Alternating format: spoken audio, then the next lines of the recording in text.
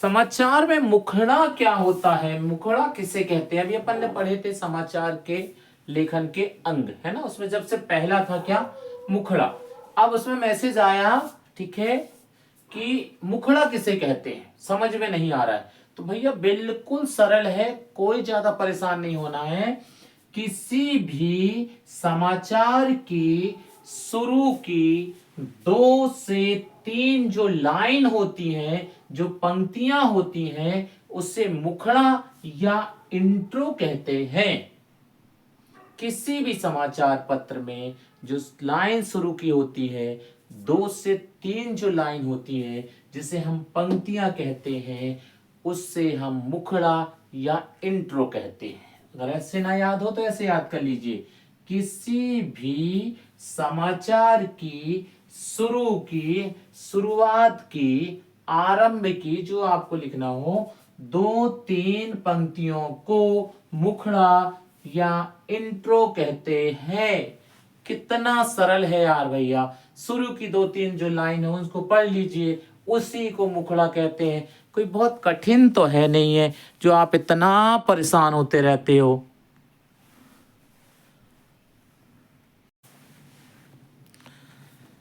समाचार लेखन में उल्टा पिरामिड शैली, 6 ककार, उसके बाद समाचार लेखन के कितने अंग होते हैं। जैसे हमारा शरीर है ना, नाक, कान, हाथ, पैर से मिलके बना है बाबा, ऐसा ही जो समाचार लेखन है ना, इसके भी अंग होते हैं। कितने? 3। वो 3 चीज होना बहुत आवश्यक है, तब वो पूर्ण बनेगा, नहीं तो अपूर्ण रहेगा। पहला, शीर्षक। शीर्षक मतलब विषय वस्तु। जब कोई विषय वस्तु होगा तब तो उसके बारे में लिखोगे भाई। आज 2020 मैच में इंडिया वर्ल्ड कप विजेता, ऐसे लिखते हैं ना। हाँ जी, तो वो शीर्षक हो गया। अब मुखड़ा क्या है? इंट्रो, मुखड़ा। दूसरा अंग क्या है समाचार लेखन का? दूसरा अंग क्या है? मुखड़ा। मुखड़ा क्या होता है? इंट्रो। इंट्रो क्या होता है? परिचय। तो जब मैच होगा तो पूरे सबका परिचय दिया जाएगा ना, इसने इतने रन बनाए, इतने ओवर फेंके, इतने विकेट लिए, इतने रन पे आउट हुआ, इतने कैच लिए, सब लिखा जाएगा ना। वो इंट्रो कहलाएगा भाई। क्या कहलाएगा? इंट्रो। अब निकाय, बॉडी। अब उसका जो पूर्ण विवरण होगा, उसका जो पूरा परिचय होगा, वो कहेगा निकाय। कितना सरल है यार। समाचार लेखन के 3 अंग लिखने हैं, केवल 3। कौन सा? शीर्षक, मुखड़ा, निकाय। 3 ही तो लिखने हैं, ज्यादा थोड़ा ना लिखने हैं। शीर्षक, मुखड़ा, निकाय। ए भी नहीं लिख पाए तो क्या लिख पाओगे यार? शीर्षक, मुखड़ा, निकाय। अरे यार, ये तो मूर्ख भी लिख लेगा यार, शीर्षक, मुखड़ा, निकाय। सच बोल रहे हैं, एक बार याद कर लो यार, शीर्षक, मुखड़ा, निकाय। कौन बुलाने वाला तुमको? शीर्षक, मुखड़ा, निकाय याद हो गया ना तो एक बार और बोल लो ना, शीर्षक, मुखड़ा, निकाय। अब हो गया ना याद, तो चल एक बार और बोल ले, शीर्षक, मुखड़ा, निकाय। अब याद हो गया? अब मत बोलना कि याद नहीं है। हाँ, क्या याद हो गया? शीर्षक, मुखड़ा, निकाय। मस्त। कौन कहता है अपन को याद नहीं होगा? फिर से एक बहुत महत्वपूर्ण प्रश्न है बोर्ड परीक्षा के लिए। क्या समाचार पत्र में डेडलाइन क्या होती है? क्या है डेडलाइन? मतलब सब समाप्त। क्या है? किसमें? समाचार पत्र में डेडलाइन क्या है? ये बड़ा पूछा जाता है भाई साहब, अच्छे ध्यान से समझिएगा। कोई भी समाचार पत्र जिस अवधि, अवधि मतलब समय, के बाद छपता है, वह अवधि ही किसी समाचार पत्र के लिए डेडलाइन होती है। हमें पता है, आपको समझ में नहीं आया होगा। पक्का है। एक बार फिर से सुनिए। किसी भी समाचार, जो समाचार छपता है, जिस अवधि के लिए, अवधि का अर्थ होता है समय, ये समझ ना आए ना तो यहाँ रुक जाओ ना। कहाँ गया अभी डस्टर भैया? डस्टर भैया प्लीज काम। हाँ, ठीक है। जिस समय के बाद छपता है, समय के बाद मतलब उसका समय निकल गया, वह अवधि, अवधि को फिर से समय कर लो, अब भी समझ में आ जाएगा। कौन कहता है कि समझ नहीं आता है? हाँ, समय ही किसी समाचार के लिए डेडलाइन होती है। अब देख लो भैया, किसी भी समाचार जिस समय के बाद छपता है वह समाचार की किसी समाचार के लिए डेडलाइन होती है। नहीं आया समझ में? अब सुनो, बिल्कुल उससे भी सरल। अगर अब समझ में नहीं आया तो कोई बात नहीं, फिर से पढ़ेंगे रे बाबा, है ना। अब सुनो, पेपर कितने घंटे बाद छपता है? 24 घंटे बाद। पेपर कितने बाद छपता? 24 घंटे बाद। मतलब आज पेपर छपा तो अब कल छपेगा। ऐसा तो है नहीं कि एक पेपर छपा फिर कोई घटना हो गई तो 1 घंटे बाद फिर पेपर छप गया, फिर 2 घंटे बाद कोई घटना हो गई फिर पेपर छप गया। ये तो होता नहीं है। पेपर कितने घंटे में छपता है? 24 घंटे में। कितने घंटे में? 24 घंटे में। तो पेपर में उस 24 घंटे की ही खबर आती है, तभी तो लोग पढ़ते हैं। अब हम कह रहे हैं कि डेडलाइन क्या है? कौन सी लाइन? डेडलाइन क्या है? तो जब तक ये 24 घंटे तक की खबर छपेगी, ये डेडलाइन ना, ये जीवित लाइन है। लोग उसको पढ़ने का प्रयास करेंगे। लेकिन मान लीजिए 2 दिन पहले की घटना है, 2 दिन पहले की घटना है, ठीक है, और इसको समाचार पत्र में छाप दिया जाए, तो बताइए कोई पढ़ेगा? नहीं पढ़ेगा। उसके लिए उस समाचार का, उस न्यूज का कोई मतलब नहीं। तो वो किस में चली जाती है? डेडलाइन में। अब तो समझ गए होंगे। 24 घंटे की जो न्यूज रहती है वो महत्वपूर्ण होती है। उसके पहले की जो न्यूज रहती है, पहले की बात होती है, आगे की नहीं। आगे की कहां से छपेगी? आएगी तब तो छपेगी ना। अरे लड़ाई होगी तब तो छापोगे, नहीं पहले ही से छाप दोगे कि कल लड़ाई होगी, कोई मारा जाएगा, फिर कोई को सजा होगी, ऐसा तो छाप नहीं दोगे। ठीक है, भविष्य वक्ता तो हो नहीं है। ठीक है, तो भैया धीरेन्द्र शास्त्री नहीं है अपन जो सब बता दे। ठीक है भैया, अब सुनो, जो 24 घंटे की खबर छपती है वो महत्वपूर्ण होती है। 24 घंटे की पहले की जो खबर होती है, 1 दिन पहले की जो खबर होती है, 2 दिन पहले की जो खबर होती है, वो डेडलाइन होती है। मतलब उसको पेपर में नहीं छापा जाता है, क्योंकि लोगों को ताजी खबर चाहिए, बासी खबर नहीं चाहिए। वो जो बासी खबर है वही डेडलाइन है। आ गया समझ में? गुड, 1 नवंबर। नमो नमः मौर्य, नमामि देवी नर्मदे। फिर से स्वागत है व्याकरणवाणी परिवार में। और अभी हमने पढ़ा था उल्टा पिरामिड शैली, है ना। समाचार पत्र लेखन की जो शैली है वो कैसी होती है? उल्टा पिरामिड शैली। अब उसके आगे हम आते हैं सबसे महत्वपूर्ण, कि उसमें किसका प्रयोग होता है। तो उसमें प्रयोग होता है ककार का। किसी भी समाचार पत्र को लिखने से पहले आपको इन 6 चीजों का अध्ययन करना ही होगा, तब जाके आपका पेपर सही बनेगा, जो है जनता उसको अच्छे से पढ़ेगी। तो अब आया प्रश्न कि ककार कौन से हैं? ककार कौन से हैं और होते कितने हैं? तो ककार होते हैं 6। ठीक है, अगर पूछ ले कभी कि ककार किससे कहते हैं, तो आप बोलिएगा का शब्द से प्रयोग होने वाले प्रश्नवाचक चिन्हों को ककार कहा जाता है। का शब्द से चालू होने वाले प्रश्नवाचक चिन्हों को ककार कहा जाता है। लेकिन अगर पूछे कि ककार होते कितने हैं, तो आपको बोलना पड़ेगा 6। कितने? 6। कितने? 6। 6 क्या? ककार। कितने राहुल? 6। ठीक है, ककार कितने? 6। और खाना खाने के बाद जो आती है वो डकार। इसका कहीं नाम नहीं आएगा। खाना खाने के बाद जो आती है वो डकार, उसका कोई मतलब नहीं जीवन में।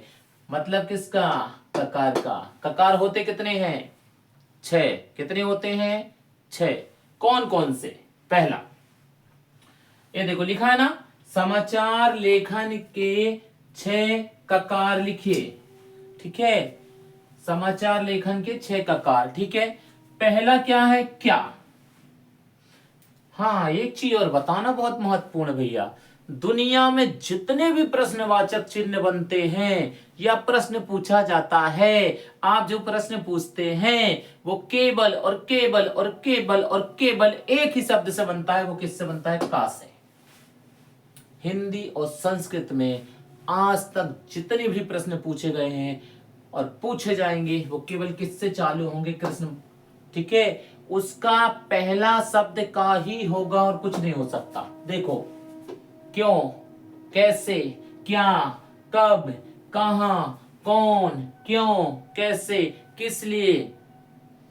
संस्कृत में कदा लिखते हैं ना, किमर्थम लिखते हैं ना। तो भैया जितने भी प्रश्नवाचक चिन्ह हैं इस दुनिया में, हिंदी और संस्कृत के, वो केवल किससे चालू हुए हैं? का से। पक्का? अब तो कोई दिक्कत नहीं। चलो अब अपन अपने मूल में आ जाए। ठीक है, समाचार लेखन के 6 ककार लिखने हैं। ठीक है, पहला क्या है? क्या। दूसरा क्या है? कब। तीसरा क्या है? कहां। चौथा क्या है? कौन। पांचवा क्या है? क्यों। और छठवा क्या है? कैसे। छठवा क्या है भैया? कैसे। ये हैं 6 ककार।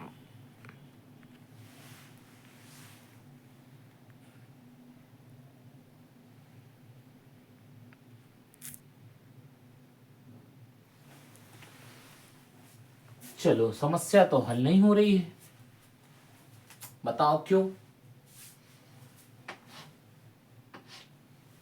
क्या होता है? क्या क्या हुआ? कब हुआ? कहां हुआ? कौन है घटना को करने वाला? क्यों, उसका कारण क्या है? कैसे, कैसे किया? यही तो पूछेगा समाचार पत्र में, और क्या पूछेगा? पहला, रिपोर्टर नहीं देखते? रिपोर्टर, आदमी डूबा हो तब भी माइक लगा देते मुंह में, कहते और बताइए भाई साहब, आप डूबेंगे कि बाहर निकलेंगे?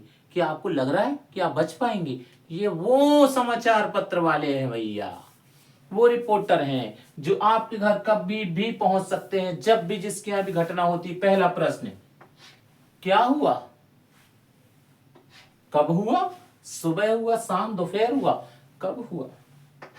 कहां हुआ? मतलब घटना कहां हुई? घर में हुई, खेत में हुई, रोड में हुई, विद्यालय में हुई? कहां हुई? कौन है वो इस घटना को अंजाम देने वाला? क्यों इस घटना को अंजाम दिया गया? क्यों हुई लड़ाई? पैसे की लड़ाई, पुरानी दुश्मनी, कुछ भी हो सकता है ना। तो क्या पूछता है? क्यों। अरे कैसे हो गया ये सब?